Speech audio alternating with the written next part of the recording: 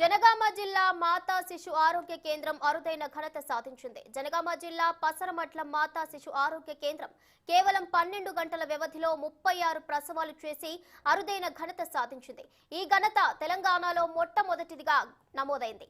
సాధారణ ప్రసవాలు 14, శస్త్రచికిత్స ద్వారా 21 ప్రసవాలు జరిగాయి. ఇందులో ఆడ శిశువులు 15 మంది, మగ శిశువులు 20 మంది జన్మించారు. ప్రసవించిన మహిళలు అందరూ క్షేమంగా ఆరోగ్యంగా ఉన్నారని ప్రభుత్వ వర్గాలు తెలిపాయి.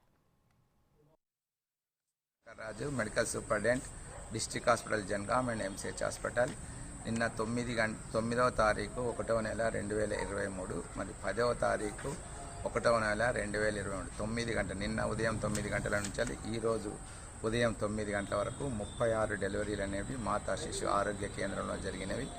అందులో 14 నార్మల్ డెలివరీలు కాగా 26 ఆపరేషన్లు జరిగినవి. అందులో కూడా మొదటి కాన్పు వారు నార్మల్ డెలివరీస్ 9 మంది అయ్యారు. 6 మాత్రమే పెద్ద ఆపరేషన్ జరిగింది. మిగతావన్నీ కూడా ఇంతకుముందు పెద్ద ఆపరేషన్ జరిగినటువంటి కేసులు. తల్లి పిల్లలు అందరూ కూడా ఈ 36 మంది తల్లి పిల్లలందరూ కూడా క్షేమంగా ఆరోగ్యకరంగా ఉండడం జరిగింది. అంతేకాకుండా ఈ యొక్క డెలివరీలు చేసినటువంటి టీం అందరికీ కూడా అభినందనలు, శుభాకాంక్షలు అనేది తెలపడం జరిగింది. వారు ఇంకా మరిన్ని సేవలు చేయాలని కూడా నేను వారిని అభినందించడం జరిగింది.